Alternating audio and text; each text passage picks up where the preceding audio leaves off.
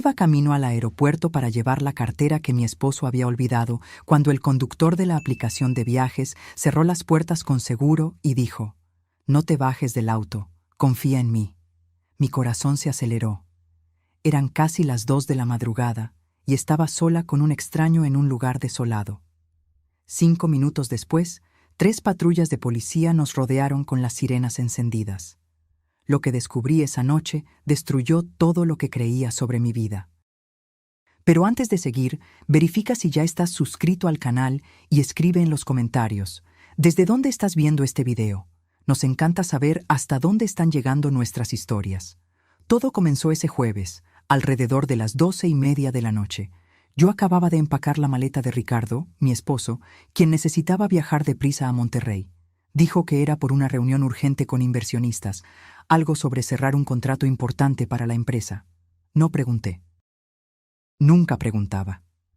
Durante los 4 años de nuestro matrimonio, había aprendido a ser la esposa comprensiva, esa que apoya sin hacer preguntas incómodas.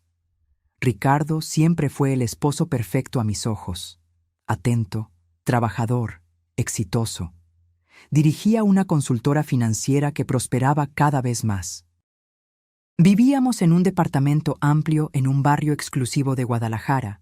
Teníamos 2 autos importados en el garaje y yo podía dedicarme a mi trabajo como diseñadora gráfica, laborando desde casa, sin presiones económicas. Era el tipo de vida que muchas mujeres sueñan con tener. Mientras guardaba los últimos artículos en su maleta, noté que Ricardo parecía más ansioso de lo normal. Revisaba su celular cada 2 minutos y sus manos temblaban ligeramente mientras elegía las corbatas. Lo atribuí al estrés del viaje repentino. Me dio un beso rápido en la frente, murmuró un «te amo» apresurado y salió por la puerta cargando la maleta y el portafolio de la laptop. El sonido de la puerta cerrándose resonó por el departamento vacío. Suspiré, sintiendo ese vacío familiar que siempre me invadía cuando él viajaba. Fui a su oficina para apagar las luces y ordenar el desorden de papeles que había dejado esparcidos sobre el escritorio. Fue entonces cuando mis ojos encontraron un objeto de cuero marrón escondido entre los portafolios. La cartera de Ricardo. Mi corazón se aceleró de inmediato. Esa cartera contenía todo: documentos, tarjetas de crédito, dinero. ¿Cómo abordaría el avión sin su identificación oficial? ¿Cómo pagaría cualquier cosa sin las tarjetas? Tomé la cartera con manos temblorosas y la abrí para confirmar. Allí estaban todos sus documentos, intactos. Miré el reloj de pared. 12:40 de la noche. El vuelo de Ricardo era a las 3 de la mañana. Aún tenía tiempo de llevarle la cartera al aeropuerto si salía de inmediato. Intenté llamarle a su celular, pero las llamadas iban directo al buzón de voz. Probablemente lo había puesto en modo avión, o tal vez estaba manejando y no podía contestar. No había tiempo que perder. Necesitaba actuar. El problema es que no manejo bien de noche. La luz de los faros de otros autos me marea y tengo dificultad para ver los carriles. Nuestro chofer particular ya se había ido hace horas. La única opción era pedir un auto por aplicación. Tomé mi celular y abrí la aplicación con los dedos nerviosos. Necesitaba encontrar un conductor rápidamente. La ansiedad crecía en mi pecho como una bola de fuego. Imaginé a Ricardo llegando al aeropuerto, buscando frenéticamente la cartera en sus bolsillos, entrando en pánico al darse cuenta de que la había olvidado.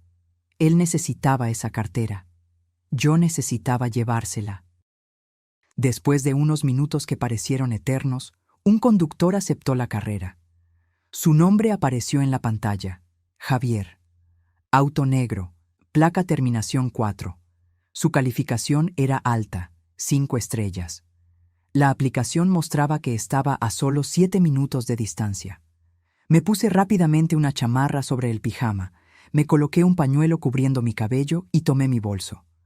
Guardé la cartera de Ricardo con cuidado, como si fuera un tesoro precioso. En cierto modo, lo era. Esa cartera representaba mi misión de ser la esposa perfecta, esa que resuelve los problemas y se encarga de todo. 5 minutos después, el timbre del interfono sonó. Miré por la cámara y vi el auto negro estacionado frente al edificio. Bajé rápidamente por el elevador, crucé el vestíbulo y salí a la calle. La noche estaba fría y húmeda, típica de mayo en Guadalajara. Las calles del barrio estaban desiertas, iluminadas solo por los postes de luz anaranjada que creaban sombras extrañas en las aceras. Abrí la puerta trasera del auto y entré. El interior estaba limpio y olía a un ambientador de lavanda. El conductor era un hombre de unos 50 años, cabello canoso en las sienes, rostro delgado y cansado. Me saludó con un asentimiento de cabeza silencioso, sin decir una palabra. «Buenas noches», dije, intentando sonar natural. «Necesito ir al aeropuerto, terminal de vuelos nacionales. Es urgente». Él solo asintió y comenzó a conducir. El silencio dentro del auto era pesado, casi sofocante. No había música sonando en la radio, no había conversación, solo el sonido del motor y el ruido de los neumáticos en el asfalto mojado. Intenté llamar a Ricardo una vez más, pero nuevamente fue al buzón de voz. Le envié un mensaje por WhatsApp. «Amor, olvidaste tu cartera. Voy a llevártela al aeropuerto. Espérame en el vestíbulo de embarque». El mensaje quedó con solo una palomita. No fue entregado. Me recosté en el asiento, intentando calmar mis nervios. Miré por la ventana y vi la ciudad pasar rápidamente. Salimos del barrio residencial y entramos en la avenida principal que llevaba a la carretera. El tráfico estaba sorprendentemente libre para una noche de jueves. No había casi ningún auto en la pista. Fue entonces cuando comencé a notar algo extraño. El conductor, Javier, miraba constantemente por el espejo retrovisor. No solo chequeos normales de tráfico, sino miradas largas e intensas, como si estuviera buscando algo. O a alguien. Nuestros ojos se encontraron por el espejo algunas veces, y cada vez que eso sucedía, un escalofrío recorría mi espalda. Había algo en su expresión que me incomodaba. No era amenazante, exactamente, pero había una tensión en su rostro, una preocupación que no lograba entender. Apreté la cartera de Ricardo contra mi pecho, de repente muy consciente de que estaba sola en un auto con un extraño, en medio de la madrugada, yendo a un aeropuerto distante. Las historias que había leído en las redes sociales sobre crímenes involucrando conductores de aplicaciones comenzaron a invadir mi mente como fantasmas indeseados. ¿Todo bien?, pregunté, intentando romper el silencio pesado. Javier no respondió de inmediato. Cambió de carril bruscamente, haciendo que mi cuerpo se bamboleara en el asiento. Mi corazón comenzó a latir más rápido. «Disculpa», dijo finalmente, su voz ronca y baja, solo revisando el tráfico. Pero no había tráfico. La carretera estaba prácticamente vacía. Tomé mi celular discretamente y fingí estar revisando alguna aplicación, pero en realidad tenía el dedo sobre el botón de emergencia de la propia aplicación de transporte. Si algo sucedía, necesitaría estar lista para pedir ayuda. Conforme nos acercábamos al aeropuerto, la tensión en el auto aumentaba. Javier continuaba mirando por los espejos obsesivamente, y ahora podía ver gotas de sudor en su frente, a pesar de tener el aire acondicionado encendido. Sus manos apretaban el volante con tanta fuerza que los nudillos estaban blancos. Algo andaba mal, muy mal. Las luces del aeropuerto comenzaron a aparecer a la distancia, un brillo artificial contra el cielo negro de la madrugada. Normalmente, esa visión me traería alivio, pero esa noche solo intensificó mi miedo, porque en lugar de ir directo a la terminal principal de embarque, bien iluminada y llena de movimiento, Javier comenzó a desviar el auto hacia un área lateral más oscura. «Espera», dije, mi voz saliendo más aguda de lo normal. «El embarque nacional es por allí, en esa dirección». «Lo sé», respondió, pero no cambió de dirección. El pánico comenzó a apoderarse de mí. Mi mano apretó el celular con fuerza, lista para activar la alarma de emergencia. Miré alrededor buscando posibles salidas, calculando si lograría abrir la puerta y saltar del auto en movimiento. Javier condujo hasta un área de descenso menos concurrida, lejos de las puertas principales. Había solo algunos postes de luz funcionando, creando manchas de oscuridad entre los círculos de iluminación tenue. No había guardias de seguridad a la vista, no había otros autos. Solo nosotros dos y la oscuridad amenazante. El auto comenzó a desacelerar. Mi corazón estaba latiendo tan fuerte que podía escucharlo en mis oídos. Puse la mano en la manija de la puerta, lista para salir corriendo tan pronto como el auto se detuviera. Pero cuando intenté abrir, la puerta no se movió. Estaba con seguro. Los seguros de seguridad habían sido activados por el conductor. Estaba atrapada. El pánico explotó en mi pecho como una bomba. Jalé la manija con fuerza, 1, 2, 3 veces, pero la puerta permanecía firmemente cerrada. Intenté la otra puerta del lado opuesto, estirando mi cuerpo desesperadamente, pero también estaba asegurada. Todas las puertas estaban cerradas. Estaba completamente atrapada dentro de ese auto con un extraño, en un lugar desolado, en medio de la madrugada. ¿Por qué cerraste las puertas? Mi voz salió temblorosa, casi un grito. ¡Ábrelas! ¡Abre ahora! Javier no se giró. Sus manos seguían apretando el volante, y él mantenía los ojos fijos en el área oscura frente a nosotros. El sudor ahora le escurría abiertamente por el rostro, bajando por las sienes. «No te bajes aquí», dijo, su voz baja pero urgente. «Por favor, confía en mí». ¿Confiar en ti? Estaba casi histérica ahora. «Me encerraste en el auto. Déjame salir. ¡Auxilio!». Comencé a golpear la ventana, intentando llamar la atención de alguien, de cualquier persona que pudiera estar pasando. Pero el área estaba completamente desierta. Tomé mi celular con las manos temblorosas, lista para llamar a la policía. «Escucha». Javier finalmente se giró hacia mí y pude ver el terror genuino en sus ojos. «No voy a hacerte daño, pero si te sales de este auto ahora, algo muy malo te va a pasar. Necesitas confiar en mí, por favor». «¿Por qué?», grité. «¿Por qué no puedo salir? ¿Qué está pasando?». «Lo sabrás en 5 minutos», respondió, girándose de nuevo hacia el frente. 5 minutos. «Es todo lo que pido. Quédate en el auto por 5 minutos». Las lágrimas comenzaron a escurrir por mi rostro. Mi mente iba a 1000 direcciones diferentes. ¿Estaba siendo secuestrada? ¿Me estaba llevando a algún lugar? ¿Pero por qué? No era rica, no venía de una familia importante. No tenía sentido. Miré alrededor desesperadamente, buscando algo que pudiera usar como arma. Mi bolso estaba a mi lado. Dentro de él había un spray de pimienta que siempre cargaba, pero estaba enterrado en el fondo, y tendría que revolver todo para encontrarlo. Los segundos pasaban como horas. Javier permanecía inmóvil en el asiento de adelante, mirando obsesivamente hacia afuera, como si estuviera esperando algo, o a alguien.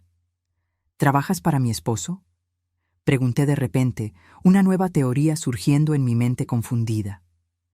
«¿Él te mandó a nacer esto? ¿Es algún tipo de prueba?». «No conozco a tu esposo», Javier respondió sin mirar hacia atrás. «Pero conozco a tu papá». Mi sangre se heló. ¿Mi papá? Mi voz salió como un susurro. «Mi papá murió hace 3 años.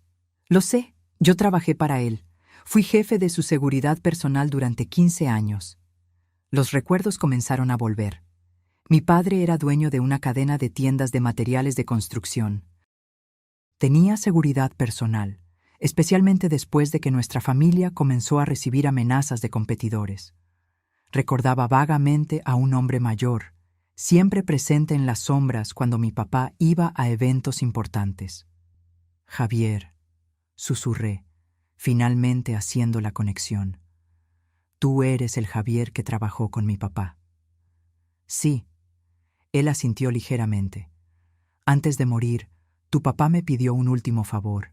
Me hizo jurar que cuidaría de ti, aunque fuera a la distancia, que te mantendría a salvo». «¿Qué tiene eso que ver con ahora? ¿Por qué me encerraste en este auto?». Porque recibí información, más temprano hoy, de que algo iba a pasarte esta noche. Algo muy malo. Mi corazón estaba latiendo tan fuerte que dolía. ¿Qué tipo de cosa? Ibas a ser secuestrada. Tan pronto como salieras de este auto, había un hombre esperando en las sombras para drogarte y llevarte. Cuando vi que habías pedido un auto para venir al aeropuerto en medio de la madrugada, sola, hackeé el sistema y acepté la carrera antes de que otro conductor pudiera. Necesitaba ser yo quien te recogiera, para protegerte. Intenté procesar lo que estaba diciendo. Parecía una locura, como una historia de película, pero el terror genuino en su rostro, la tensión en su cuerpo, todo parecía demasiado real para ser mentira. ¿Quién querría secuestrarme?, pregunté, mi voz fallando. No tengo dinero. No soy nadie importante. Tienes mucho dinero, Javier dijo con calma. La herencia que te dejó tu papá, y estás casada con alguien que sabe exactamente cuánto vale esa herencia. El mundo pareció detenerse a mi alrededor. ¿Ricardo? Javier no respondió, pero su silencio fue respuesta suficiente. Miré la cartera de mi esposo que aún sostenía contra mi pecho, y de repente parecía pesar toneladas. ¿Ricardo había olvidado la cartera a propósito? ¿Sabía que yo vendría corriendo a traerla al aeropuerto? ¿Todo esto era una trampa? No, susurré. No. Ricardo me ama. Él nunca me haría esto. Estás equivocado. Mira, Javier señaló el reloj en el tablero. Faltan 2 minutos. ¿2 minutos para qué? Todo mi cuerpo temblaba ahora. No sabía si debía creerle o intentar escapar de cualquier manera, pero algo en la sinceridad de su voz, en el terror de sus ojos, me hizo quedarme. Me quedé sentada allí, conteniendo la respiración, contando los segundos. 90 segundos, 60 segundos, 30 segundos. Y entonces, exactamente cuando el reloj marcó las 2:05, luces rojas y azules explotaron a nuestro alrededor. 3 patrullas de policía surgieron de diferentes direcciones, rodeando nuestro auto completamente. Sirenas ensordecedoras rasgaron el silencio de la noche. Policías saltaron de los autos con armas en mano, gritando órdenes. Pero no nos estaban apuntando a nosotros. Estaban apuntando a algo detrás de nuestro auto, en las sombras que no lograba ver bien. Giré la cabeza y vi cuando los policías se lanzaron sobre una figura escondida detrás de un pilar de concreto. Era un hombre vestido todo de negro, usando un pasamontañas. Intentó correr, pero fue derribado violentamente en el suelo. 2 policías lo dominaron mientras un tercero retiraba algo del bolsillo de su chaqueta. Una jeringa. Y un paño que parecía estar empapado en algo químico. Mi estómago se revolvió. Ese hombre estaba allí esperándome. Si hubiera salido del auto, como había sido mi plan, me habría agarrado, puesto ese paño en mi rostro, drogado. Y luego, ¿qué? ¿Llevado a dónde? ¿Para hacer qué conmigo? Las lágrimas volvieron, pero esta vez eran diferentes. No eran lágrimas de miedo a Javier, sino de terror absoluto por lo que casi había sucedido. Un policía golpeó la ventana del conductor. Javier bajó el vidrio. Operación exitosa, el policía dijo. El sospechoso está bajo custodia.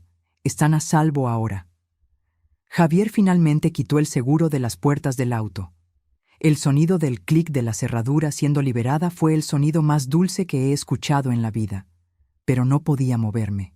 Mi cuerpo estaba paralizado por el shock. Javier se giró hacia mí, su rostro ahora más relajado, aunque aún preocupado. «Siento mucho haberte asustado», dijo suavemente. «Pero si te hubiera contado lo que estaba pasando, podrías haber entrado en pánico e intentado salir del auto de todos modos. Necesitaba mantenerte dentro, mantenerte a salvo, hasta que la policía llegara». «¿Cómo supiste?», logré preguntar. «¿Cómo sabías que esto iba a suceder?» «Tengo contactos, personas que me deben favores del tiempo en que trabajé con tu papá. Una de esas personas escuchó conversaciones, vio mensajes. Me avisó que un secuestro estaba siendo planeado para esta noche, en el aeropuerto, que tú serías la víctima». «¿Pero quién?». Estaba empezando a entrar en shock. ¿Quién planeó esto? Javier dudó. Su expresión se puso aún más seria. Necesito mostrarte algo, dijo lentamente. Pero tienes que estar preparada. Lo que vas a ver te va a doler mucho más que lo que acaba de pasar. Tomó una tableta que estaba en el asiento del pasajero y me la entregó. En la pantalla había una serie de fotos. Fotos de vigilancia, tomadas de lejos, pero lo suficientemente nítidas para que yo reconociera perfectamente a quién estaba en ellas. Ricardo, mi esposo. Pero no estaba solo. En las fotos, Ricardo estaba abrazado con una mujer que yo conocía muy bien. Alejandra, mi mejor amiga desde la universidad. La misma Alejandra que fue madrina de nuestra boda. La misma Alejandra que venía a cenar a nuestra casa todas las semanas. En las fotos se besaban, se abrazaban. Entraban juntos a hoteles. La última foto mostraba a los dos en el aeropuerto, no en la terminal nacional donde Ricardo debería estar, sino en la terminal internacional. Y no estaban embarcando hacia Monterrey, estaban embarcando hacia Madrid, con 2 maletas grandes, maletas de quien no planea volver. No puedo describir exactamente lo que sentí en ese momento. No fue rabia, no fue tristeza. Fue como si algo dentro de mí simplemente se desintegrara. Como si todos los últimos 4 años de mi vida fueran una mentira tan grande que mi cerebro no podía procesar la verdad. Mis manos temblaban tanto que casi dejo caer la tableta. Seguí pasando las fotos, una tras otra, como si estuviera viendo una película de terror que no podía apagar. Había docenas de ellas, fotos de citas románticas, fotos de besos apasionados, fotos de ellos entrando y saliendo de apartamentos que yo no conocía. La última foto tenía una fecha y hora en la esquina inferior. Había sido tomada hace menos de 3 horas en el mostrador de registro del aeropuerto internacional. No, susurré, mi voz quebrándose. No, no, no. Pero las fotos no mentían. La realidad estaba allí, capturada en píxeles nítidos y crueles. Hay más, Javier dijo, su voz cargada de pena. Tomó la tableta de vuelta y abrió una carpeta diferente. Información financiera. Documentos que conseguimos a través de un investigador privado que contraté hace 2 semanas, cuando comencé a sospechar. En la pantalla aparecieron extractos bancarios. Mis extractos bancarios. De la cuenta conjunta que compartía con Ricardo, pero que rara vez revisaba porque confiaba completamente en él. Él se encargaba de las finanzas de la casa, de las inversiones, de todo. Transferencias enormes. Cientos de miles de pesos mexicanos siendo movidos sistemáticamente de la cuenta conjunta a una cuenta que yo no reconocía. Una cuenta en el extranjero. Las transferencias habían estado sucediendo por más de 1 año. Te estaba robando, Javier explicó. Sistemáticamente. Tenía acceso a la herencia que te dejó tu papá porque pusiste todo en cuenta conjunta cuando te casaste. Pensaste que estabas siendo una esposa moderna y confiada, pero él estaba esperando exactamente eso. Las lágrimas escurrían libremente ahora. Sollozaba, abrazando mi propio cuerpo, balanceándome hacia adelante y hacia atrás en el asiento trasero del auto. Pero el dinero no fue suficiente. Javier continuó, implacable. Era mejor que lo supiera todo de una vez, como arrancar una curita. Hay algo más. Abrió otro documento. Era una póliza de seguro de vida, una póliza masiva, de 5 millones de pesos, conmigo como asegurada y Ricardo como único beneficiario. La póliza había sido abierta hace 6 meses. Yo ni siquiera sabía de su existencia. ¿Cómo logró hacer eso sin mi firma?, pregunté, mi voz saliendo extraña, distante, como si no fuera mía. Tú firmaste, Javier dijo suavemente. ¿Recuerdas esa vez, hace unos meses, cuando Ricardo te pidió que firmaras unos papeles del contador?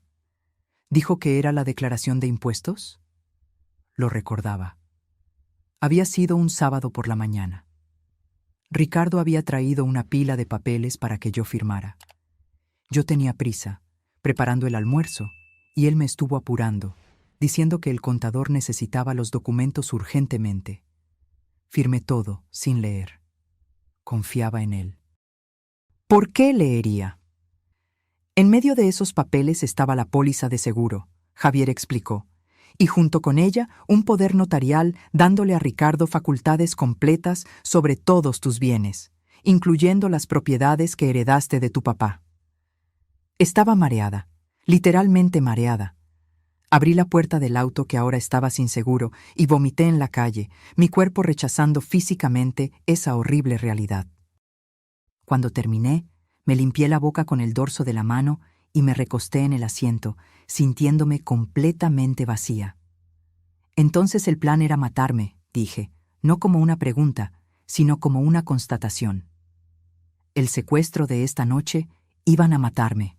Ricardo se quedaría con el seguro, con las propiedades, con todo, y estaría en Madrid con Alejandra, comenzando una nueva vida con mi dinero. Exactamente. Javier asintió. El hombre que la policía acaba de arrestar es un criminal conocido. Fue contratado para hacer el trabajo sucio. Después del secuestro, tu cuerpo probablemente sería encontrado en algún lugar, simulando un asalto que salió mal. Ricardo estaría en otro país, con una coartada perfecta. Regresaría a México como el esposo devastado, lloraría en las entrevistas, recibiría las condolencias y luego desaparecería a Portugal con toda tu herencia. Era un plan perfecto, diabólico, pero perfecto. ¿Cómo descubriste todo esto?, pregunté. ¿Cómo supiste que iba a suceder esta noche? Cuando tu papá estaba muriendo, Javier comenzó, me hizo prometer que cuidaría de ti. Él tenía un presentimiento sobre Ricardo, ¿sabes? Nunca le gustó, nunca confió completamente en él. Dijo que había algo falso en la forma en que Ricardo te miraba, como si estuviera evaluando una inversión en lugar de mirar a la mujer que amaba. Recordé las discusiones entre mi papá y Ricardo. Recordé cómo mi papá había estado en contra de la boda al principio. Pensé que era solo un padre sobreprotector que no quería aceptar que su hija estaba creciendo. Pero él había visto algo que yo, ciega de pasión, no pude ver. Después de que tu papá murió, seguí vigilándote de lejos, Javier prosiguió. No todo el tiempo, pero periódicamente. Revisaba sus redes sociales, mantenía contacto con algunos empleados de la empresa de tu papá que ahora trabajaban para ti. Y hace 3 meses, uno de esos contactos me dijo algo extraño. Ricardo había preguntado sobre cómo vender propiedades heredadas sin llamar la atención de las autoridades fiscales. Eso me hizo sospechar. Contraté a un investigador privado. Fue él quien descubrió el romance con Alejandra, las transferencias de dinero, la póliza de seguro falsa. Todo comenzó a encajar. Y hace una semana, mi contacto en el bajo mundo criminal me avisó que alguien había puesto un contrato en la cabeza de una joven mujer rica. La descripción coincidía contigo. Yo no sabía exactamente cuándo o dónde sucedería, pero me mantuve en alerta máxima. Hoy por la noche, cuando vi tu solicitud de viaje en el sistema al aeropuerto, sola, en la madrugada, lo supe. Era la oportunidad perfecta para un secuestro, lugar público, pero con áreas desoladas, horario en que estarías vulnerable, y la coartada perfecta para Ricardo, que estaría en otro país. Hackeé el sistema de la aplicación para asegurar que yo sería el conductor asignado. Y alerté a mis contactos en la policía. Estaban monitoreando la situación, esperando que el criminal apareciera. El plan era atraparlo en flagrancia. Estaba escuchando todo, pero parecía un sueño, una pesadilla de la que no podía despertar. La cartera, dije de repente, mirando el objeto maldito que aún estaba a mi lado en el asiento. Dejó la cartera a propósito, ¿verdad? Sí, era el anzuelo. Él sabía que tú eres el tipo de persona que saldría en medio de la noche para ayudarlo. Contaba con eso, con tu bondad, tu dedicación, tu amor por él. Cada palabra era una puñalada en mi corazón ya destrozado. Tomé la cartera con manos temblorosas. Por primera vez, la examiné de verdad. Abrí todos los compartimentos. Y fue entonces cuando encontré un trozo de papel doblado, escondido detrás de las tarjetas de crédito. Cuando abrí el papel, vi que era una copia de otro documento, una escritura. Transfiriendo la propiedad principal de mi herencia, el edificio comercial en el centro de Guadalajara que valía millones, al nombre de Ricardo. Y justo abajo, una firma, mi firma. Pero yo nunca había firmado eso. Falsificación, Javier dijo, mirando por encima del asiento. Con el poder notarial que firmaste sin saber, él puede haber falsificado otras firmas también. Probablemente ya transfirió varias propiedades a su nombre. Todo planeado para que, tan pronto como murieras, él ya tuviera el control legal de todo, sin complicaciones, sin esperar testamento, sin familia peleando por la herencia. Era genial, era monstruoso. Miré por la ventana del auto. La policía aún estaba lidiando con el secuestrador. Una ambulancia había llegado. Otros policías estaban asegurando el perímetro, recolectando evidencias. Y en algún lugar allá dentro de ese aeropuerto, en la terminal internacional, Ricardo estaba esperando para embarcar. Esperando partir hacia Madrid con Alejandra, con mi dinero, esperando recibir la noticia de que el plan había funcionado. Que yo estaba muerta. Pero yo no estaba muerta. Estaba bien viva y absolutamente furiosa. La tristeza que me había consumido comenzó a transformarse en algo diferente, algo frío y cortante. Una rabia cristalina que me dio una claridad mental que no tenía en horas. ¿Dónde están?, pregunté, mi voz ahora firme. Ricardo y Alejandra, ¿dónde exactamente están? Javier revisó el reloj. Su vuelo sale en 40 minutos, Puerta Internacional 12. Pero no puedes simplemente ir y confrontarlos. Sería peligroso. No voy a confrontarlos, dije, mi mente ya trabajando, planeando. Todavía no. Necesito ser inteligente al respecto. Miré a Javier, a ese hombre que apenas conocía, pero que había salvado mi vida, que había cumplido la promesa que hizo a mi padre moribundo. Dijiste que tienes un investigador privado. ¿Es bueno? El mejor. ¿Y tus contactos en la policía? ¿Pueden ayudar con lo que voy a necesitar? Javier sonrió por primera vez esa noche. Una sonrisa pequeña, pero genuina. ¿Qué tienes en mente? No dormí esa noche. ¿Cómo podría? Mientras Ricardo embarcaba hacia Madrid, creyendo que su plan se estaba desarrollando perfectamente, yo estaba en una comisaría dando mi declaración completa. El secuestrador había confesado todo cuando fue confrontado con las evidencias. Dijo que había sido contratado por un hombre al que conocía solo como Leo. La descripción coincidía perfectamente con Ricardo. Había mensajes de texto en un celular desechable con instrucciones detalladas sobre dónde recogerme, cuándo actuar y cómo hacerlo parecer un asalto seguido de homicidio. Las evidencias eran abrumadoras, pero el delegado que estaba a cargo del caso me dio un consejo que nunca voy a olvidar. Señora, me dijo, mirándome con esos ojos cansados de quien ya ha visto de todo en la vida, tenemos suficientes evidencias para arrestar a su esposo tan pronto como regrese a México. Pero si usted quiere realmente destruir su plan completamente, si quiere recuperar todo lo que le robó, necesita ser más lista que eso. ¿Qué quiere decir? Él no puede saber que usted sabe. Si se entera de que el secuestrador fue arrestado, de que el plan falló, nunca va a regresar a México. Se quedará en Portugal o huirá a otro país sin extradición. Y aunque logremos arrestarlo eventualmente, el dinero que transfirió a cuentas offshore será casi imposible de recuperar. Entendí lo que estaba diciendo. Si quería verdadera justicia, necesitaba jugar el juego de Ricardo. Necesitaba fingir que nada había pasado. ¿Pero cómo voy a hacer eso?, pregunté. Él esperará recibir la noticia de mi muerte. Cuando eso no suceda, va a sospechar. Exactamente, el delegado concordó. Por eso usted necesita crear una historia que explique por qué no fue al aeropuerto, por qué está viva, pero de una forma que no levante sospechas. Pasamos las siguientes horas elaborando un plan. Con la ayuda de Javier, del investigador privado y de una fiscal especializada en crímenes financieros que se unió a nosotros, creamos una historia perfecta. Cuando el sol comenzó a salir, yo estaba de vuelta en mi departamento. Parecía un lugar diferente ahora. Cada rincón guardaba memorias que yo ahora sabía que eran falsas. El sofá donde veíamos televisión juntos. La cama donde hacíamos el amor. La cocina donde yo preparaba su desayuno favorito todos los domingos.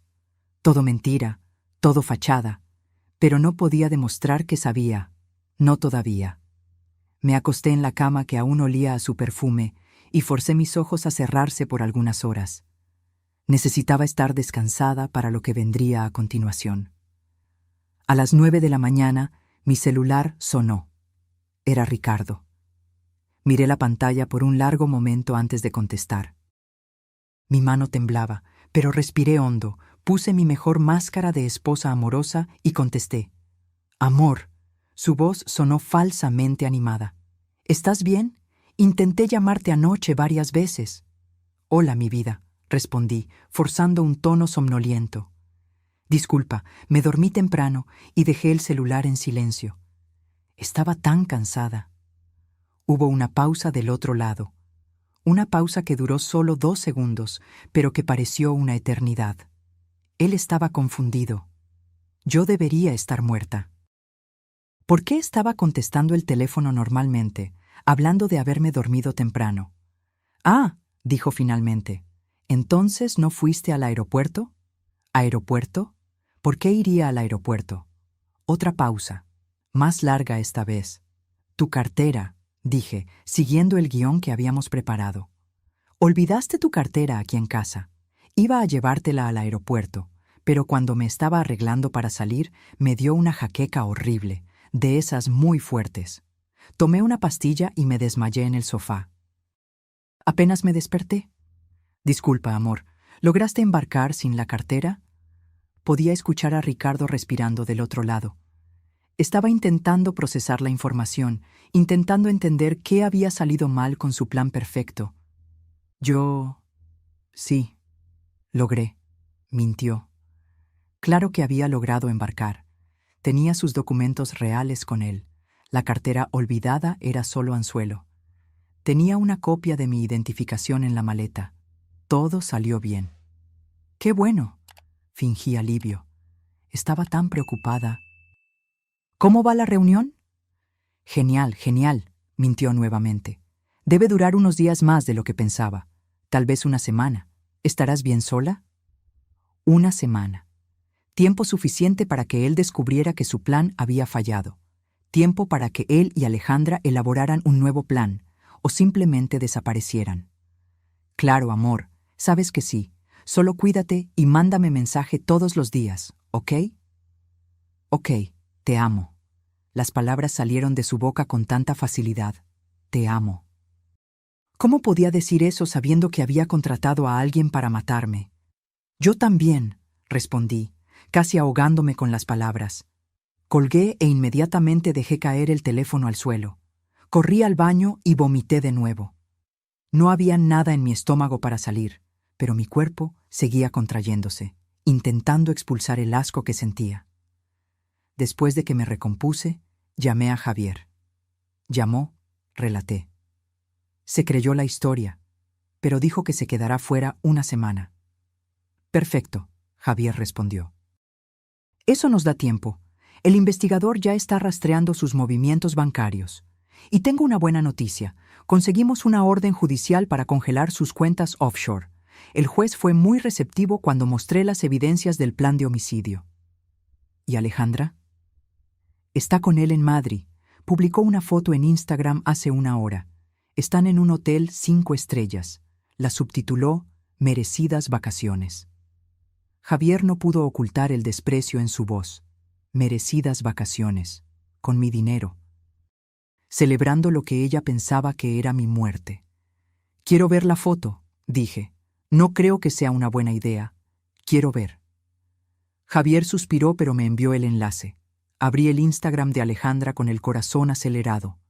Ahí estaba ella, en bikini, en una piscina lujosa con vista a la ciudad de Madrid. sonriendo ampliamente, radiante. Y al fondo, ligeramente desenfocado pero claramente visible, estaba Ricardo, también sonriendo, sosteniendo una copa de champaña. Los comentarios eran todos de amigas en común nuestras. ¡Qué increíble! Te lo mereces. Aprovecha muchísimo. ¡Qué envidia de la buena! Si ellas supieran. Pasé los días siguientes preparándome. El investigador privado trajo más información. Ricardo y Alejandra habían estado juntos por casi 2 años.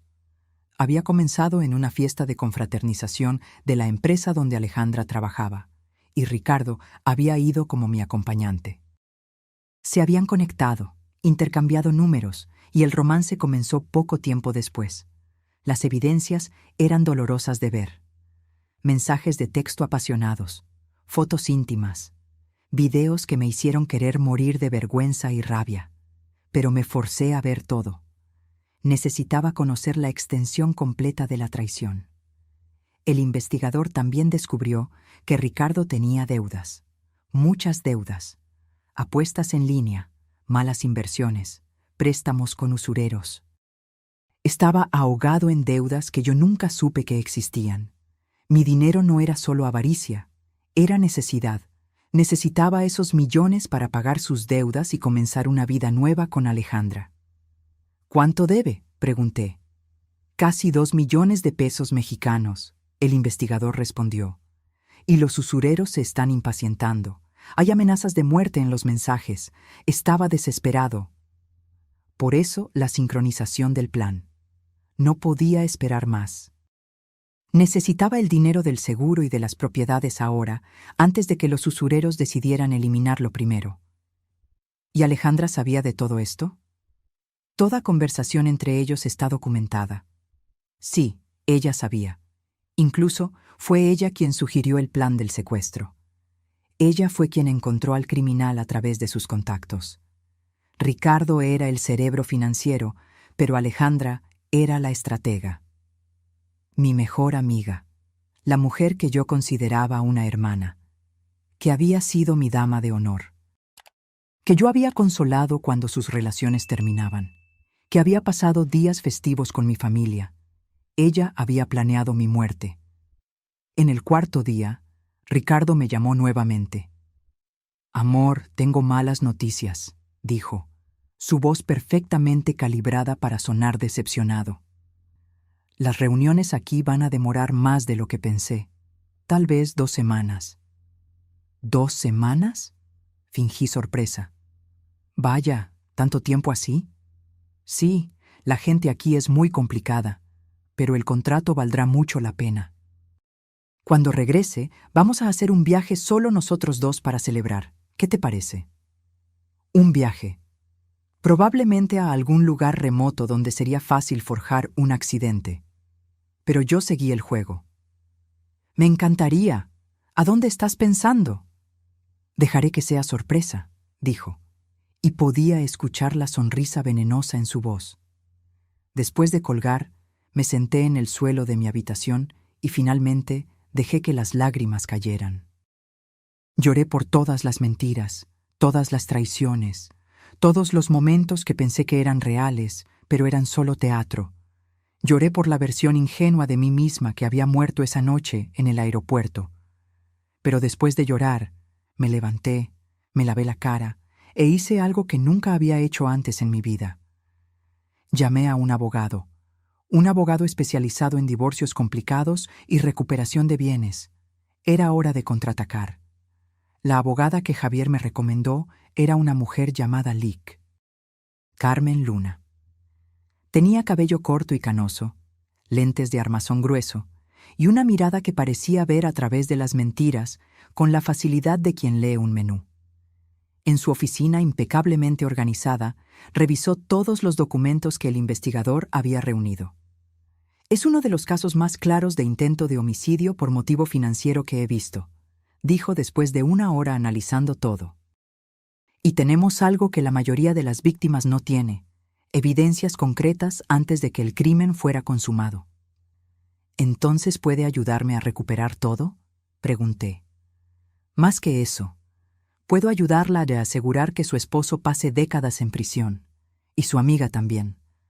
La palabra amiga todavía dolía cuando se aplicaba a Alejandra. ¿Cómo había sido tan ciega? Lic. Luna me explicó la estrategia legal. Primero, procesar a Ricardo por intento de homicidio, conspiración para cometer asesinato, falsificación de documentos y apropiación indebida. Simultáneamente, mover acciones civiles para recuperar todo el dinero que había transferido ilegalmente y anular todos los poderes notariales y documentos falsos. El tiempo es crucial, explicó. Necesitamos esperar el momento justo para actuar. Si lo hacemos muy pronto, puede huir a un país sin tratado de extradición. Si esperamos demasiado, puede disipar más activos. ¿Cuándo sería el momento ideal? Cuando regrese a México, cuando pise suelo mexicano de nuevo, pensando que está a salvo, que su plan está funcionando. Es ahí donde actuamos. Pero ¿cómo vamos a hacerlo regresar? Puede simplemente quedarse en Portugal indefinidamente. Lic. Luna sonrió. Era una sonrisa que no tenía nada de calidez. Era la sonrisa de un depredador que acaba de avistar a la presa. Ahí es donde entra nuestro anzuelo. Usted le va a ordenar que regrese, y él vendrá corriendo. Pasamos las siguientes horas planeando cada detalle. Era arriesgado, pero podía funcionar. Tenía que funcionar. Esa noche grabé un mensaje de video para Ricardo. Tenía que parecer natural, espontáneo, así que grabé varias veces hasta que sonó perfecto. «Hola, amor», comencé, forzando una sonrisa. «Sé que estás súper ocupado allá, pero tuve una noticia y no podía esperar para contarte. ¿Recuerdas ese terreno que mi papá tenía en Polanco, en la Ciudad de México? Ese que siempre pensamos que no valía mucho. Pues, apareció un comprador, y está ofreciendo 25 millones de pesos al contado». Hice una pausa para dejar que el número hiciera efecto. Sé que es una locura, pero es una constructora grande. Quieren desarrollar un edificio de lujo allí. Pero lo mejor es que quieren cerrar el trato esta semana. El corredor dijo que si no acepto pronto, van a buscar otro terreno. Yo no quería decidir algo tan grande sin ti aquí. ¿Crees que puedas regresar unos días antes? ¿Solo para que firmemos los papeles juntos y decidamos qué hacer con todo ese dinero? Te amo. Vuelve pronto. Envié el video y esperé. La respuesta llegó en menos de 15 minutos. Amor, qué noticia increíble. 25 millones. Claro que voy a regresar. Voy a reajustar todo aquí. Llego pasado mañana. No firmes nada sin mí, ¿ok? Vamos a decidir esto juntos. Te amo muchísimo. Había pescado al pez. Claro que no había ningún comprador. No había ninguna oferta de 25 millones. Era todo mentira. Pero Ricardo no lo sabía. Todo lo que veía eran más millones para poner en su cuenta offshore. Más dinero para sostener su vida nueva con Alejandra. Mordió el anzuelo. Avisé a Lic, Luna y Javier. Llega en 2 días. Perfecto, Lic. Luna respondió. Voy a preparar todos los documentos legales. En el momento en que él llegue a México, tendremos órdenes de arresto, órdenes de bloqueo de cuentas, todo listo. Pero tenemos que esperar a que pise el aeropuerto. ¿Y Alejandra? Ella todavía está en Madrid. Nuestra jurisdicción no alcanza hasta allá. Pero tenemos una solicitud de prisión preventiva internacional en proceso. Tan pronto como intente entrar a cualquier país con tratado de extradición con México, será arrestada. Los siguientes 2 días fueron los más largos de mi vida. Intenté mantener la apariencia de normalidad. Salía de casa, iba al supermercado, respondía mensajes de otras amigas como si nada estuviera pasando. Pero por dentro, yo era un manojo de ansiedad y anticipación. Ricardo me enviaba mensajes constantemente, diciendo lo ansioso que estaba por volver, cuánto me extrañaba, cómo íbamos a celebrar esa increíble venta del terreno. Cada mensaje era una mentira tan bien construida que, si no supiera la verdad, habría creído completamente. La noche antes de su llegada, no pude dormir. Me quedé mirando al techo, repasando el plan cientos de veces en mi cabeza. ¿Y si algo salía mal? ¿Y si sospechaba? ¿Y si huía antes de que la policía pudiera arrestarlo? Pero no. Tenía que confiar en el plan. Tenía que confiar en que la justicia se haría. La mañana de la llegada de Ricardo, Lic. Luna me llamó. Todo está listo. La Policía Federal estará en el aeropuerto. En el momento en que pase por inmigración, será arrestado. ¿Quiere estar allí? Sí, respondí sin dudar. Quiero ver su cara. Encontré a Javier en la entrada del aeropuerto. Tenía una expresión seria pero de apoyo. Juntos, fuimos hasta una sala de observación que la Policía Federal había preparado. Desde allí, podíamos ver el área de desembarque internacional a través de un vidrio espejado. Eran las 3 de la tarde, cuando el vuelo de Madrid finalmente aterrizó. Mi corazón latía tan fuerte que pensé que iba a explotar. Vi cuando los primeros pasajeros comenzaron a salir, arrastrando sus maletas, algunos siendo recibidos por familiares felices. Y entonces lo vi. Ricardo salió por la puerta de desembarque, arrastrando su maleta, usando el traje gris que yo había comprado para él en su último cumpleaños. Estaba sonriendo, revisando el celular, probablemente enviándome un mensaje diciendo que había llegado. Se dirigió a la fila de inmigración, sin prisa, sin preocupación en el mundo. Presentó el pasaporte al oficial, que lo escaneó en el sistema. Fue cuando todo cambió. Vi al oficial decir algo por la radio. Inmediatamente, 2 policías federales se acercaron a Ricardo por detrás. Él todavía no se había dado cuenta de nada. Seguía sonriendo, esperando recibir el pasaporte de vuelta.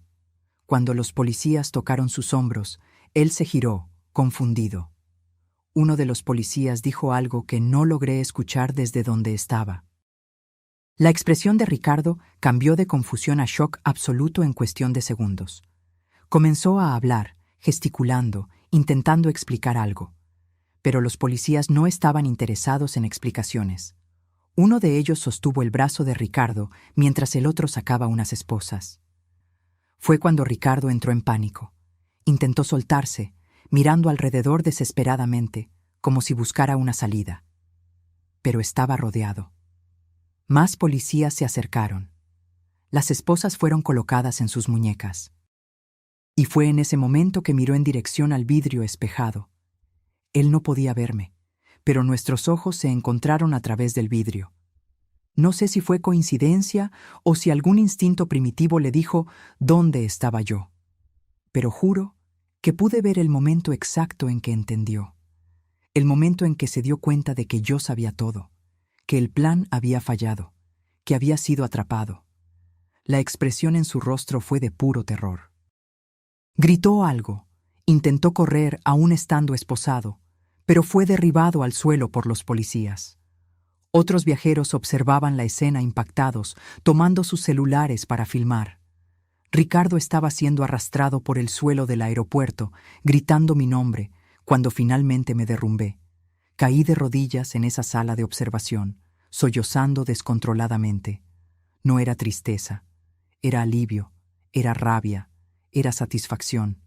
Era todo mezclado en una tormenta emocional que no podía controlar. Javier me abrazó, dejándome llorar en su hombro como si fuera mi padre. Y en ese momento lo era. Era la figura paterna que mi padre ya no estaba aquí para ser. Era el protector que había salvado mi vida y ahora me estaba ayudando a recuperarla. Se acabó, susurró. Estás a salvo ahora. Se acabó. Pero no había acabado. Todavía no completamente. Ricardo fue llevado directamente a una celda en la comisaría de la Policía Federal en el aeropuerto. Lic. Luna me informó que tenía derecho a un abogado y que probablemente guardaría silencio hasta que uno llegara. Era el procedimiento estándar. Pero lo que ella no esperaba era que Ricardo comenzara a hablar de inmediato, intentando hacer un trato, intentando echar la culpa a otros. Está diciendo que fue coaccionado, Lic. Luna me llamó 2 horas después del arresto, diciendo que Alejandra planeó todo, que ella lo amenazó, que él era la víctima. ¿Y la policía le cree? Claro que no. Tenemos los mensajes entre ellos. Tenemos las transferencias bancarias que él mismo autorizó. Tenemos la declaración del criminal contratado identificando específicamente a Ricardo como quien le pagó. Solo está intentando reducir su sentencia. ¿Y Alejandra? ¿Sabe que Ricardo fue arrestado? Todavía no. Está en Madrid. Publicó una foto en Instagram hace una hora de un restaurante elegante, completamente ajena. Miré la foto en mi celular. Alejandra estaba deslumbrante en un vestido rojo, sosteniendo una copa de vino, sonriendo a la cámara como si no tuviera una preocupación en el mundo. El subtítulo decía: La vida es bella cuando estás con quien amas. Cuando estás con quien amas. Estaba hablando de mi esposo, del hombre al que ella había ayudado a planear mi asesinato. Quiero hablar con él, dije de repente. Con Ricardo. Quiero verlo cara a cara. No lo recomiendo, Lick. Luna respondió de inmediato. Puede ser muy traumático para usted, y él puede intentar manipularla. Es lo que personas así hacen. Necesito hacerlo. Necesito mirarlo a los ojos y preguntar por qué. Hubo una larga pausa del otro lado de la línea. Está bien, lo arreglaré, pero yo iré con usted. Y será en una sala supervisada, con guardias presentes. Si en algún momento usted quiere salir, salimos. ¿De acuerdo? De acuerdo. El encuentro fue programado para el día siguiente. Pasé la noche entera sin dormir, ensayando lo que diría, imaginando cómo sería mirar al hombre que amé y ver a un extraño. Cuando llegué a la comisaría, mis manos temblaban tanto que Javier, que insistió en acompañarme junto con la abogada, tuvo que sostener mi brazo para guiarme por los pasillos. Ricardo estaba en una sala de interrogatorio. A través de una ventana de vidrio pude verlo antes de entrar. Ya no estaba usando el traje elegante. Había sido cambiado por un uniforme naranja de preso. Su rostro estaba pálido, ojeras profundas bajo los ojos. Parecía haber envejecido 10 años en 2 días. Cuando abrí la puerta y entré, él levantó la cabeza. Nuestros ojos se encontraron, y para mi sorpresa, comenzó a llorar. Amor, sollozó. Amor, lo siento mucho, yo no quería, no era para ser así. Me senté en la silla del otro lado de la mesa, manteniendo mi expresión neutra. Lick. Luna y Javier se quedaron de pie detrás de mí, una presencia silenciosa pero reconfortante. No me llames amor, dije, mi voz saliendo más fría de lo que esperaba. Perdiste el derecho de llamarme así cuando contrataste a alguien para matarme. No, no, él negó con la cabeza violentamente. Tú no entiendes. Yo nunca quise que te lastimaras, lo juro. Fue Alejandra, ella fue quien... No le eches la culpa a Alejandra, lo interrumpí. Vi los mensajes, todos ellos. Sé que tú estuviste involucrado en esto desde el principio. Ricardo se congeló. La máscara de arrepentimiento se deslizó un poco, y por un momento vi algo más oscuro en sus ojos. ¿Por qué?, pregunté, mi voz quebrándose. Yo te amaba, te habría dado cualquier cosa. Si hubieras necesitado dinero, te habría ayudado. Si ya no me amabas, podríamos habernos divorciado. ¿Por qué elegir matarme? Él miró hacia abajo, a sus propias manos esposadas sobre la mesa. No lo entenderías, murmuró. Hazme entender. Hubo un largo silencio. Cuando finalmente habló, su voz estaba diferente, más fría, más honesta, tal vez. Porque eras demasiado fácil, dijo. Confiabas en todo lo que yo decía, firmabas todo lo que pedía, nunca cuestionabas nada. Eras tan obediente, tan predecible, y comencé a despreciarte por eso. Cada palabra era una puñalada, pero me forcé a permanecer impasible. Cuando conocí a Alejandra, ella era lo opuesto a ti. Era desafiante, lista, ambiciosa. Me hacía sentir vivo de una forma que tú nunca hiciste. Y sí, sé que suena cruel, pero preguntaste la verdad. ¿Y el dinero? Ricardo dio una sonrisa amarga. El dinero hacía todo posible. Yo tenía deudas, muchas deudas. Había hecho inversiones estúpidas, apostado en negocios que fracasaron. Los usureros me estaban persiguiendo. Necesitaba una salida. Y tú, con toda esa herencia de tu papá, eras la salida perfecta. Entonces me usaste desde el principio. No desde el principio, admitió. Al principio, realmente me gustabas, pero cuando tu papá murió y heredaste todo, fue cuando me di cuenta del potencial, y cuando las deudas comenzaron a apretar, cuando Alejandra entró en escena, el plan comenzó a tener sentido. El plan de matarme. El plan de resolver todos mis problemas de una vez, corrigió, como si fueran lo mismo. Tú morirías pensando que eras amada. Alejandra y yo nos quedaríamos con el dinero para vivir la vida que merecíamos. Todos ganaban. Excepto yo, que estaría muerta. Ricardo se encogió de hombros. Realmente se encogió de hombros, como si mi muerte fuera un detalle menor en el gran esquema de las cosas. Fue en ese momento que cualquier vestigio de amor que todavía pudiera existir dentro de mí murió completamente. Ya no había dolor. Había solo un vacío frío donde antes había un corazón. Vas a pudrirte en la cárcel, dije con calma, y cada centavo que me robaste será devuelto. Cada propiedad que intentaste transferir ilegalmente volverá a mi nombre, y Alejandra se unirá a ti tras las rejas eventualmente. Alejandra está en Portugal.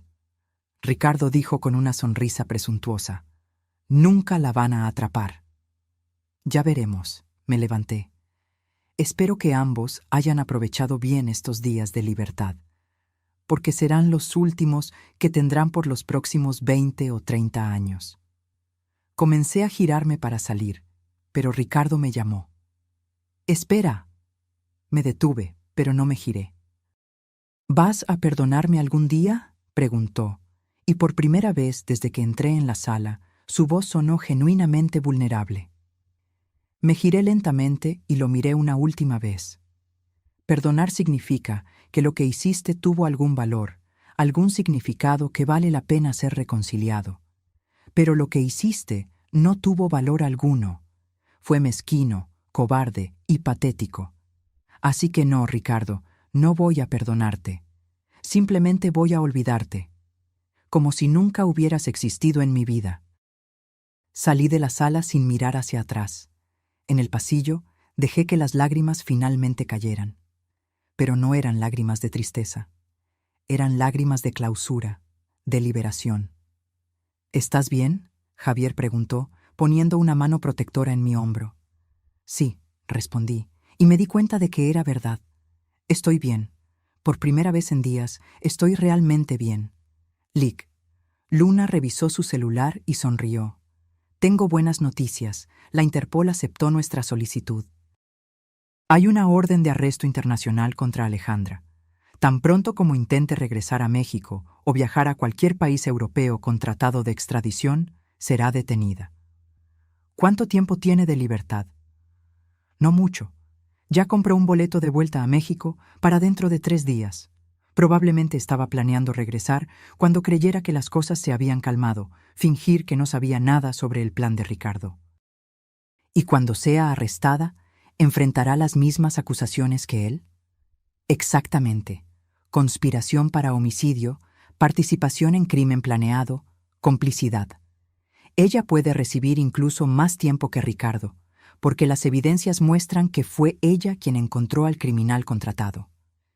3 días después, recibí la llamada que estaba esperando. Alejandra había sido arrestada en el aeropuerto de Madrid cuando intentaba registrarse para su vuelo de vuelta a México.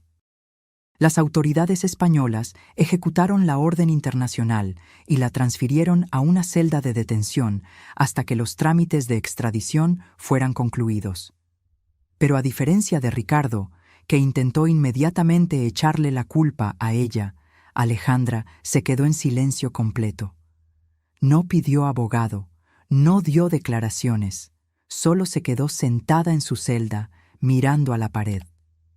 Los oficiales españoles dijeron que parecía estar en shock, como si no pudiera creer que había sido atrapada.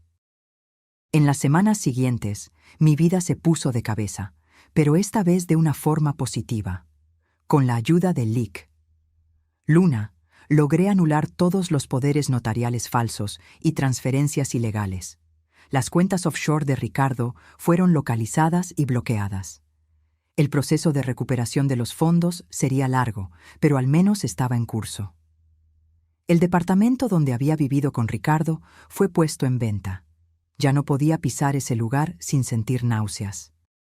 Cada rincón guardaba memorias contaminadas por sus mentiras. Compré un departamento más pequeño, más acogedor, en otro barrio, un lugar que era solo mío, sin fantasmas del pasado. Javier siguió siendo una presencia constante en mi vida. Se convirtió en más que un protector. Se volvió un amigo verdadero, una figura paterna que mi padre ya no estaba aquí para ser. A veces cenábamos juntos y él me contaba historias sobre mi papá que yo nunca había escuchado. Me hacía sentir conectada con él nuevamente. Tu papá era un hombre muy sabio, Javier me dijo una noche durante una de esas cenas. Me dijo una vez que la confianza es la cosa más preciosa que podemos dar a alguien, pero también la más peligrosa, porque una vez rota, nunca vuelve a ser lo que era antes. Tenía razón, concordé. Confié demasiado. Fui ingenua. No, Javier negó con la cabeza. No fuiste ingenua. Fuiste bondadosa, generosa, amorosa. No dejes que la traición de una mala persona te transforme en alguien desconfiada y amargada. A tu papá no le gustaría eso. Sus palabras se quedaron conmigo. El juicio de Ricardo ocurrió 6 meses después de su arresto. La sala estaba llena, los medios de comunicación estaban presentes y yo estaba sentada en la primera fila, determinada a mirarlo a los ojos durante cada momento del proceso. Había perdido peso en la cárcel y su rostro estaba más delgado, más viejo. Su abogado intentó alegar que había sido coaccionado por Alejandra, que ella era la verdadera mente detrás de todo. Pero las evidencias eran irrefutables. Los mensajes de texto mostraban claramente que él era un participante activo y entusiasta del plan. Cuando fue mi turno de testificar, subí al estrado y relaté todo. La noche en el auto con Javier, el descubrimiento de las fotos, las mentiras, el miedo que sentí cuando pensé que iba a morir. Mi voz permaneció firme durante todo el testimonio, incluso cuando las lágrimas escurrían por mi rostro. Ricardo no me miró ni una sola vez durante mi testimonio. Mantuvo los ojos bajos, con la apariencia de un hombre que ya había aceptado su destino. La sentencia fue de 25 años de prisión sin posibilidad de libertad condicional por 15 años, por intento de homicidio calificado, falsificación de documentos, apropiación indebida y una lista de otros crímenes. Cuando el juez golpeó el martillo, sentí un peso enorme siendo levantado de mis hombros. La justicia se había hecho. Alejandra fue extraditada a México 3 meses después del juicio de Ricardo. Su juicio fue aún más dramático, porque a diferencia de él, ella decidió luchar. Contrató al mejor abogado que pudo encontrar, e intentó argumentar que había sido manipulada por Ricardo, que ella era víctima de sus mentiras también. Pero las evidencias no permitían esa narrativa. Los mensajes mostraban que muchas veces era Alejandra quien tomaba la iniciativa, quien hacía las sugerencias más sórdidas. Fue ella quien encontró al criminal para secuestrarme. Fue ella quien sugirió hacerlo parecer un asalto que salió mal. El peor momento del juicio fue cuando la fiscalía presentó una conversación entre Alejandra y Ricardo que ocurrió días antes del intento de secuestro. En esa conversación hablaban sobre cómo sería la vida nueva de ellos después de que yo estuviera fuera del camino. Alejandra incluso mencionó que parte del dinero sería usado para hacerse una cirugía plástica, para verse aún más bonita para Ricardo. Ella había calculado el valor de mi vida y decidido que valía menos que una cirugía estética. Cuando me llegó la hora de testificar en su juicio, Alejandra finalmente me miró a los ojos. Y diferente a Ricardo, que parecía arrepentido, aunque falsamente, Alejandra me miró con odio puro, como si yo fuera la villana de la historia por haber sobrevivido. Alejandra, El fiscal le preguntó durante su propio testimonio. ¿Tiene algo que decirle a la víctima? Alejandra me miró directamente y dijo, sí, siempre fuiste aburrida, siempre fuiste sosa. Ricardo solo estuvo contigo por el dinero desde el principio. Me lo dijo varias veces. Nunca fuiste suficiente. Las palabras deberían haberme dolido, pero en su lugar me hicieron darme cuenta de que Alejandra nunca había sido mi amiga, ni antes de Ricardo, ni durante. Ella siempre había sido una actriz representando un papel, esperando el momento justo de mostrar sus verdaderos colores. Gracias por mostrarme quién eres en realidad, respondí con calma. Ahora sé que no perdí una amiga, porque nunca tuve una. Alejandra recibió 20 años de prisión. Un poco menos que Ricardo, pero aún así una sentencia significativa. Cuando fue llevada de la sala del tribunal, esposada y llorando, me di cuenta de que no sentía satisfacción. No sentía alegría por su castigo. Sentía solo vacío. Y luego, alivio de que ese capítulo estaba finalmente cerrado. Un año después de los juicios, mi vida había encontrado un nuevo ritmo. Volví a trabajar como diseñadora gráfica, pero ahora con una confianza que nunca tuve antes. Abrí mi propio estudio y me estaba yendo bien. Hice nuevos amigos, personas genuinas que entraron en mi vida y me mostraron lo que significa la verdadera amistad. Comencé a ir a terapia para procesar todo el trauma, y lentamente aprendí a confiar de nuevo, pero de forma más sabia esta vez. Javier siguió siendo parte importante de mi vida. Me llevaba a cenar una vez a la semana, me aconsejaba sobre decisiones de negocios y siempre estaba disponible cuando necesitaba hablar. Nunca cobró nada por haber salvado mi vida. Dijo que había hecho una promesa a mi papá, y honrar esa promesa era pago suficiente. En una tarde de jueves, exactamente 2 años después de esa noche terrible en el aeropuerto, recibí una carta. Era de Ricardo, de la prisión. Me quedé mirando el sobre por un largo tiempo, decidiendo si debía abrirlo o simplemente tirarlo. La curiosidad ganó. La carta era larga, páginas y páginas de su letra siempre impecable. Hablaba sobre cómo la prisión lo había cambiado, cómo tenía tiempo para pensar en todo lo que había hecho mal. Decía que finalmente entendía la gravedad de sus acciones, que estaba haciendo terapia y trabajando en convertirse en una mejor persona. En la última página escribió: «Sé que no merezco tu perdón y no lo estoy pidiendo. Solo quería que supieras que lo siento de verdad. Merecías amor verdadero, lealtad, respeto, y yo fallé en darte todo eso. Espero que hayas encontrado la felicidad que siempre mereciste». Doblé la carta de vuelta en el sobre. No voy a mentir, parte de mí se sintió conmovida por las palabras. Pero otra parte, la parte que había crecido y madurado a través de esta experiencia, sabía que palabras bonitas no cambiaban acciones horribles. Puse la carta en una caja donde guardaba todos los documentos del proceso. Un día, tal vez años en el futuro, podría mirar hacia atrás y perdonarlo, no por él, sino por mí, para finalmente dejar ir cualquier vestigio de rencor.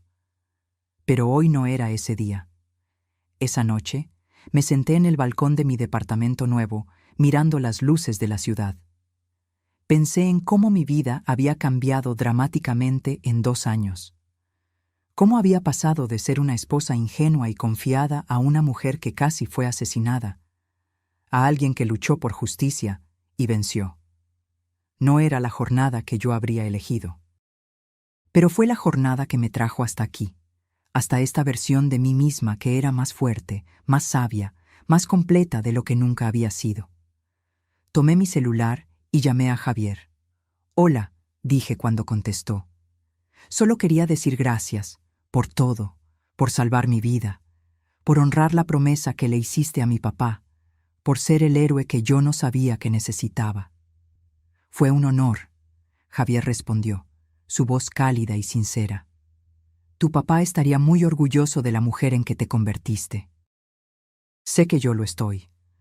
Después de colgar, me quedé mirando la noche por un tiempo más, y por primera vez en años Me sentí completamente en paz. Los meses que siguieron trajeron transformaciones que nunca imaginé que fueran posibles. Mi estudio de diseño estaba creciendo. Había recibido contratos de grandes empresas que admiraban no solo mi trabajo, sino también mi historia de superación. Algunas revistas de negocios habían publicado artículos sobre mi jornada, retratándome como un ejemplo de resiliencia femenina. Al principio, había dudado en hacer pública mi historia. Era tan personal, tan dolorosa. Pero Luna me convenció de que compartirla podría ayudar a otras mujeres en situaciones similares, mujeres que tal vez no habían tenido la suerte de tener un Javier para salvarlas. Y ella tenía razón. Después de las primeras entrevistas, comencé a recibir mensajes de mujeres de todo el país. Algunas contando sus propias historias de traición y abuso financiero. Otras pidiendo consejos sobre cómo identificar señales de alerta en relaciones. Algunas simplemente agradeciendo por haber tenido el coraje de hablar. Decidí usar mi experiencia para algo positivo. Con parte del dinero que recuperé de Ricardo, creé una fundación para ayudar a mujeres víctimas de violencia doméstica y abuso financiero. Ofrecíamos asistencia jurídica gratuita, ayuda psicológica y hasta refugio temporal para aquellas que necesitaban escapar de situaciones peligrosas. Javier se convirtió en consultor de seguridad de la fundación, entrenando a mujeres y sus hijos sobre cómo protegerse, cómo identificar situaciones de riesgo y qué hacer en casos de emergencia. En una de las charlas que di en la fundación, una joven de unos 25 años se me acercó después. Estaba llorando, pero eran lágrimas de esperanza. «Gracias», dijo, sosteniendo mis manos. «Mi historia es parecida a la tuya. Mi novio me ha manipulado financieramente por años. Creí que estaba sola, que solo me pasaba a mí. Pero al escucharte, me di cuenta de que no es mi culpa y que puedo escapar». En ese momento, todas las noches sin dormir, todos los momentos de dolor, todas las lágrimas que derramé, ganaron un nuevo significado. Mi sufrimiento no había sido en vano si podía ayudar aunque fuera a una sola persona. La vida personal también comenzó a florecer de maneras inesperadas. Había conocido a alguien, un arquitecto llamado Andrés, que había hecho el proyecto de la nueva sede de la fundación. Era gentil, genuino y, lo más importante, paciente con mi trauma y mis barreras. «No tengo prisa», me dijo en una de nuestras primeras citas, cuando le expliqué que necesitaba ir despacio, que era difícil confiar después de todo lo que había pasado. «Vale la pena esperar por ti». No era como había sido con Ricardo. No había esa pasión avasalladora y ciega, pero había algo mejor. Respeto mutuo, comunicación honesta y un crecimiento gradual de sentimientos que estaban basados en quienes realmente éramos, no en máscaras que usábamos. Andrés conocía toda mi historia. Yo había sido completamente honesta sobre lo que sucedió, sobre mis miedos e inseguridades. Y él nunca usó eso en mi contra, nunca me hizo sentir débil o rota. Al contrario, admiraba mi fuerza. «Sobreviviste a algo que habría destruido a la mayoría de las personas», me dijo una noche, mientras cenábamos en un restaurante acogedor. «Y no solo sobreviviste, sino que transformaste ese dolor en algo que ayuda a otras personas. Eso es extraordinario». 3 años después de esa noche fatídica en el aeropuerto, recibí otra carta. Esta vez era de Alejandra. Al igual que la de Ricardo, esta carta estaba llena de peticiones de disculpa, de arrepentimiento, de promesas de que ella había cambiado. Pero a diferencia de la carta de Ricardo, que al menos sonaba sincera, la de Alejandra tenía un tono de manipulación que yo ahora podía identificar fácilmente. Escribía sobre cómo estaba sufriendo en la prisión, cómo las otras reclusas la trataban mal cuando descubrían lo que había hecho. Mencionaba problemas de salud que estaba desarrollando. Y luego, en la última página, hacía una petición. ¿Podría escribir una carta al juez pidiendo reducción de pena? Después de todo, habíamos sido mejores amigas una vez. Negué con la cabeza mientras leía. Alejandra seguía siendo Alejandra, siempre calculando, siempre intentando manipular, siempre creyendo que lágrimas e historias tristes le darían lo que quería. No respondí la carta. No era necesario. Alejandra había tomado sus decisiones y ahora necesitaba vivir con las consecuencias. Pero guardé la carta junto con la de Ricardo. No como recuerdo de dolor, sino como recordatorio de cuánto había crecido.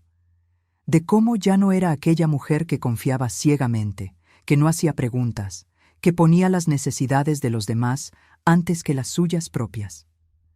En un domingo por la tarde, 4 años después de que todo hubiera sucedido, estaba en la cocina de mi departamento preparando el almuerzo. Andrés estaba en la sala montando un estante de libros que habíamos comprado. Música suave sonaba en el equipo y por la ventana podía ver el cielo azul sin nubes. Mi celular sonó. Era Javier. «Hola, querida», dijo, su voz sonando cansada. «Tengo una noticia». «¿Qué pasó?» «Ricardo intentó suicidarse en la prisión. Está en el hospital ahora, estable, pero fue serio». Mi corazón se apretó, no de amor o preocupación romántica, sino de una tristeza humana básica. Por mucho que me hubiera lastimado, escuchar que alguien había llegado a tal punto de desesperación era difícil. «¿Cómo te sientes al respecto?», Javier preguntó. Pensé por un momento antes de responder. «Triste», admití, «pero no culpable. Él tomó decisiones que lo llevaron hasta donde está, y espero que encuentre algo de paz eventualmente, sea como sea que eso suceda. Pero no es mi responsabilidad salvarlo, ya no». «Has crecido mucho», Javier dijo, y podía escuchar el orgullo en su voz. «Te has convertido exactamente en el tipo de mujer que tu papá soñó que serías. Fuerte, compasiva, pero con límites saludables». Después de colgar, me quedé parada en la cocina por un momento, procesando la noticia. Andrés vino a abrazarme por detrás, apoyando su barbilla en mi hombro. «¿Todo bien?», preguntó suavemente. «Sí», respondí, y era verdad. Todo bien. Esa noche, después de que Andrés se fue a casa y yo estaba sola en el departamento, tomé una caja que guardaba en el fondo del armario.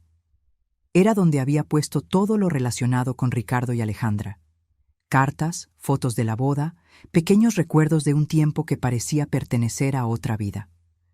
Llevé la caja al balcón y comencé a revisar cada artículo. Algunas fotos todavía me hacían sentir una punzada de dolor. Recuerdos de momentos que yo pensaba que eran genuinos, pero eran solo teatro. Pero el dolor era distante ahora, como una cicatriz antigua que ya no duele. Tomé una última foto. Era de mi boda, Ricardo y yo cortando el pastel, sonriendo a la cámara. Alejandra estaba al fondo, aplaudiendo. Si miraba con atención ahora, lograba ver algo en sus ojos, un brillo que no era de felicidad por la amiga, sino tal vez de envidia o cálculo. ¿Cómo no lo había visto? ¿Cómo había sido tan ciega? Pero entonces recordé las palabras de Javier. No había sido ceguera, había sido bondad. Había sido amor y confianza, cosas que no son defectos. Las personas como Ricardo y Alejandra eran el problema, no personas como yo. Puse la foto de vuelta en la caja y por primera vez consideré seriamente deshacerme de todo. Ya no necesitaba guardar estas cosas. Ya no necesitaba las evidencias físicas de que aquello había sucedido. Estaba grabado en mi memoria, me había moldeado, pero ya no me definía. Decidí que a la semana siguiente llevaría la caja a un lugar de reciclaje. Era hora de dejar ir completamente. 5 años después de esa noche en el aeropuerto, mi vida era irreconocible de lo que había sido. Andrés y yo nos habíamos casado en una ceremonia pequeña e íntima, solo con personas que realmente amábamos. Javier me llevó al altar, asumiendo el papel que mi padre habría hecho.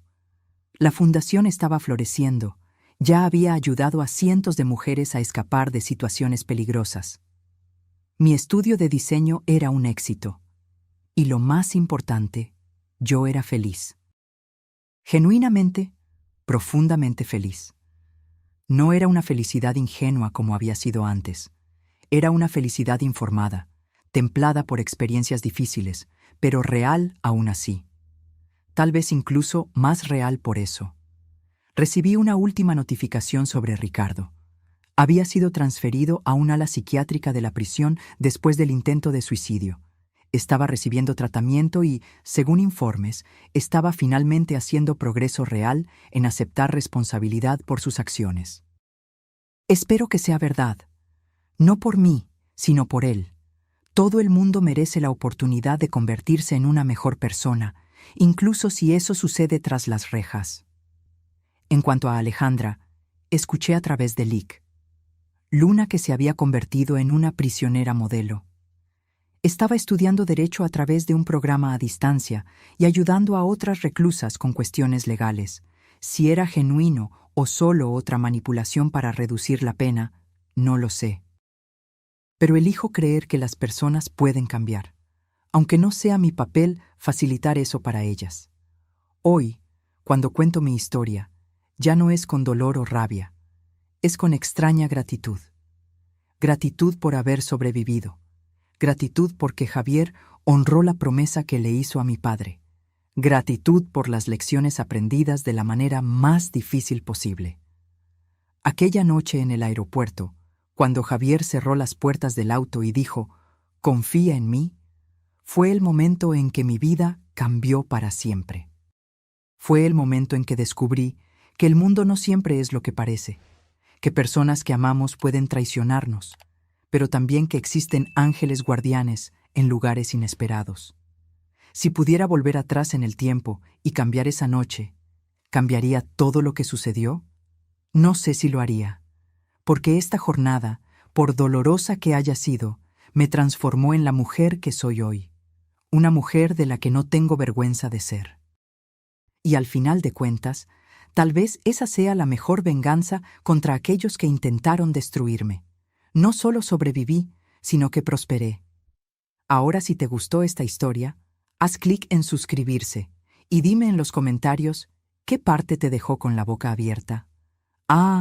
Y no olvides hacerte miembro para tener acceso a videos exclusivos que no publico aquí.